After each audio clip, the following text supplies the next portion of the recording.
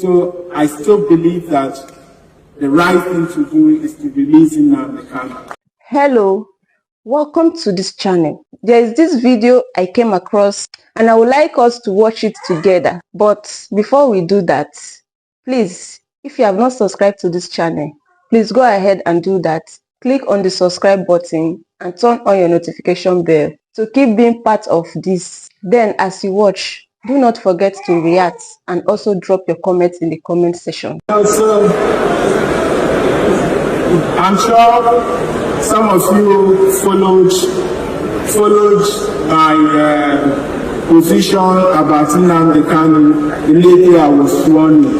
I guess my first visit to the president was the discussion on Nnamdi Kanu, and I came out and granted an interview about what I had just discussed with the president. So I still believe that the right thing to do is to release Nnamdi Kanu, and hopefully that will happen soon. Sir, I really want to appreciate you for what you are doing in Enugu State. Unlike the disaster we are seeing in Enugu State, you are doing very well. Coming to Enugu State, we don't need this thing for us to see what we are doing. In terms of infrastructural development, I see the Enugu State. I know how Enugu State used to be. We are doing very well. And sir, yesterday, you told us here during the opening section that the judiciary is taking their money as at Nnamdi. I personally carried out investigation, and one of the judicial officers told me that they are not receiving their money as you claim. And I noticed it that one of the magistrates, who happens to be my friend, used a car to court. They said that they don't have a car. And I was asking, how do they have their money and they don't even have a car? Never minister. They are in the seat at the Enugu State. And for Mowete now, nobody is there. And the essence of that is injustice being suffered by the people of Southeast. So you are doing well.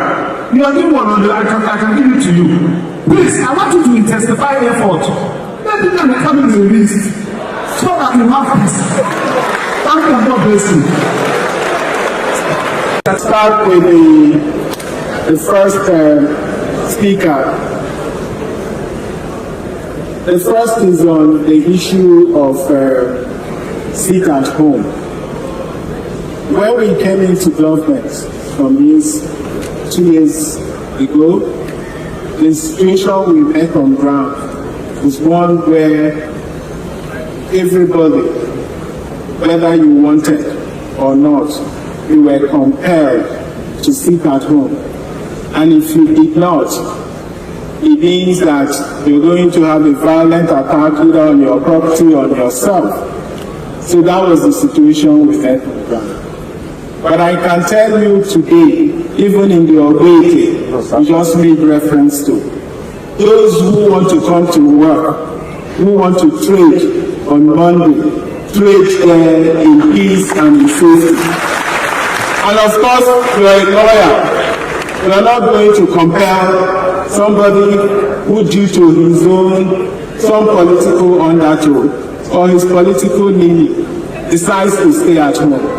It is not my job to compel that person to come to work.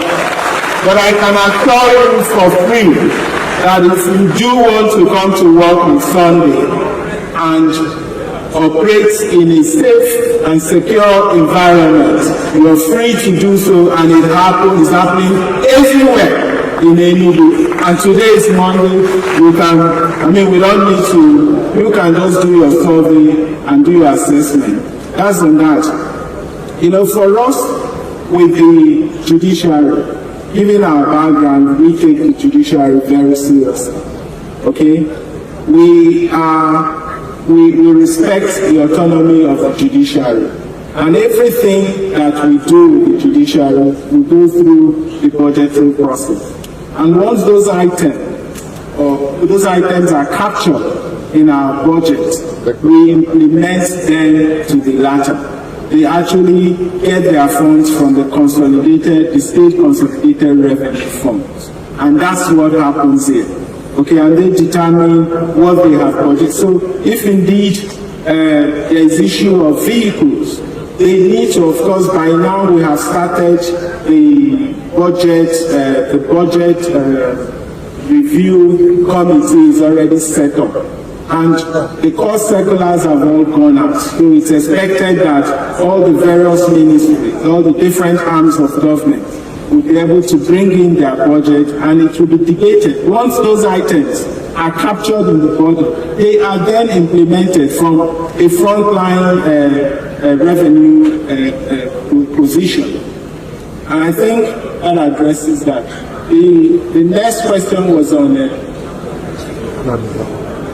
so I think he talked about the judicial work, so we've addressed that.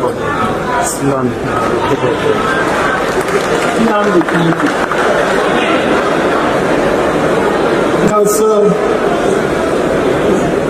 I'm sure some of you followed my position about Nnamdi Kanu immediately I was sworn in. I guess my first visit to the president was the discussion on Nnamdi Kanu, and I came out and granted an interview about what I had just discussed with the president. So I still believe that the right thing to do is to release Nnamdi Kanu, and hopefully that will happen soon. Then again, we do not, just as I mentioned in my opening remarks, leadership is not rocket science. First of all, it starts with imagination. And you have to talk about, once you're able to imagine, looking at the trends and looking at the pattern of growth we inherited, if that had been what guided our projections or our vision, then we wouldn't even be where we are today or even getting close. We felt that even though that model of growth may have served us to where we are today, but in order for us to build on what we have, to get to where we want to take our people, where we believe our people ought to be, we needed to think outside what we were already familiar with. So let's take the growth projection.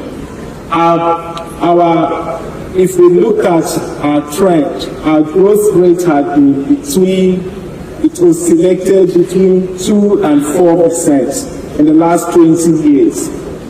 And we came in and said, we're going to grow the economy sevenfold.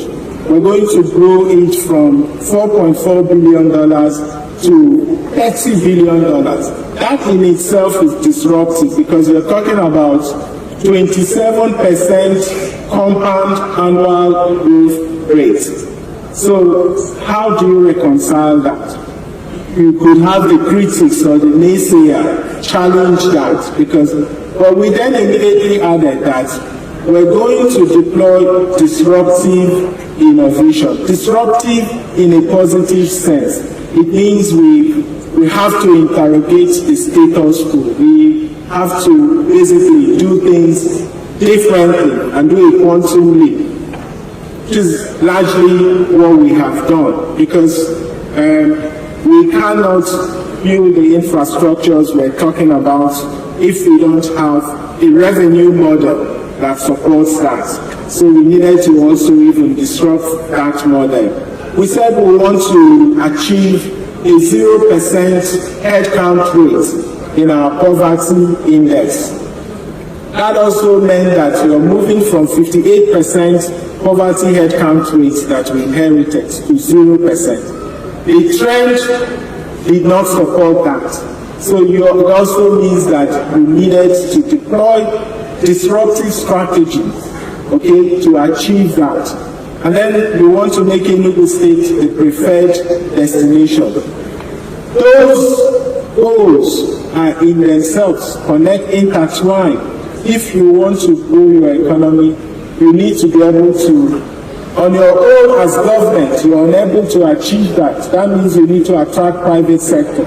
And in order for you to bring in private sector, there are fundamentals that you must have, and which is why a lot of the projects we're executing, they are all connecting the dots towards leading us to that $30 billion economy, towards ensuring that we achieve a 0% headcount. And for us, this is just the beginning, because we're just laying the foundation. Thank you for watching this video. Please leave your contribution in the comment section and also do well to subscribe. I'll see you in my next video.